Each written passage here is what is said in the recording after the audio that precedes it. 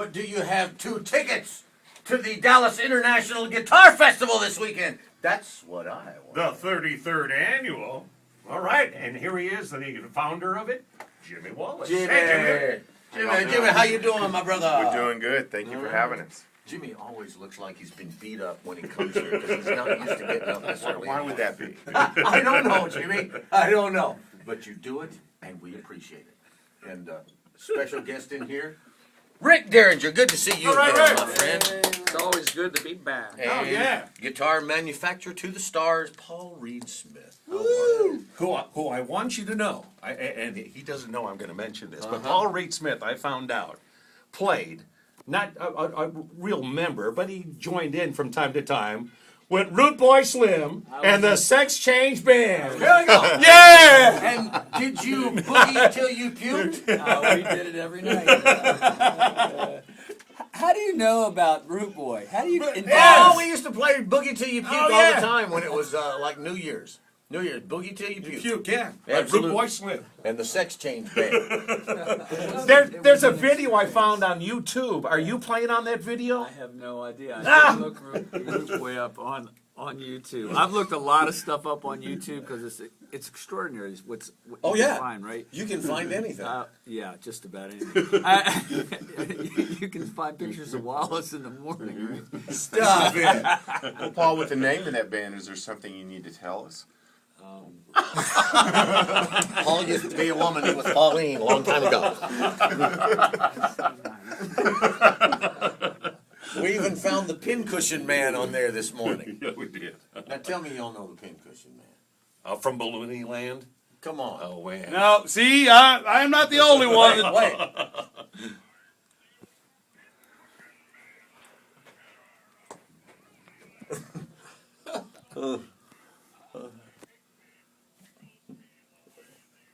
Okay, Randy had never heard the pincushion man, so we had to get that on today.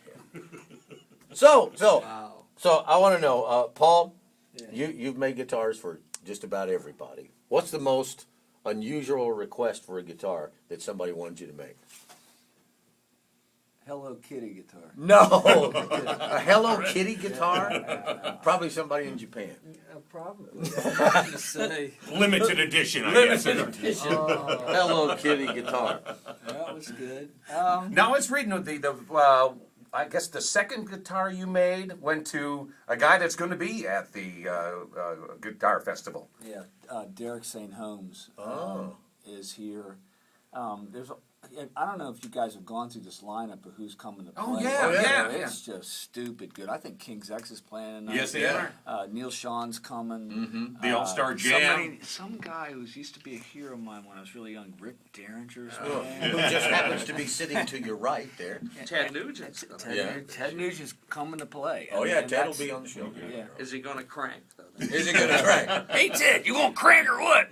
That was only something people in Dallas will say, right? You don't say that in Maryland. Well, tell the story. Tell the story. I was in a band with the drummer from Frank Marino and Mahogany Rush, Yes. a guy named Tim Berry, and they came to town, and some guy got up in Frank's face and goes, "Hey Frank, you gonna crank or what?" And the band just started crying and laughing because you would only hear that in Dallas. You gonna crank or what? You gonna crank or what? Right. I love And it, the man. answer should have been, I'll tell you what. I'll tell you what. You better believe it, buddy.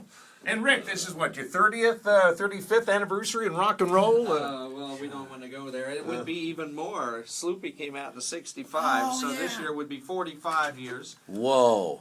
Praise the Lord. I love your early stories there with the McCoys and doing the Dick Clark cavalcade tour. Oh, man. We did them all.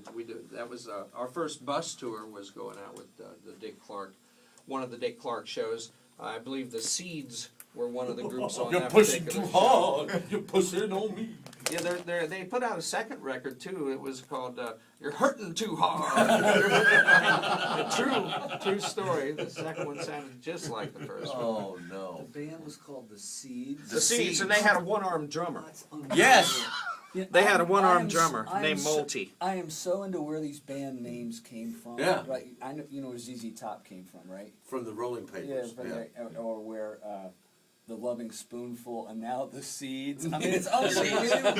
I mean, it's just There'll be another band called the Stems coming out here real soon. You guys, That one-armed drummer made the seeds made the whole thing worthwhile. Oh, He yeah. actually had a thing made so that in his what did they call it, hook, clam, whatever you call that thing they used to use instead of a hand. He had the sticks carved so that he could just clamp down on that stick, and then it would not be able to be dropped throughout the whole show. he couldn't do a drum roll very good. No, but he that's wasn't okay. a drum roller, but he'd slam on that snare. Monte! Okay, Rick Derringer Hang on a minute. and Paul Reed Smith. You guys have got to They play. had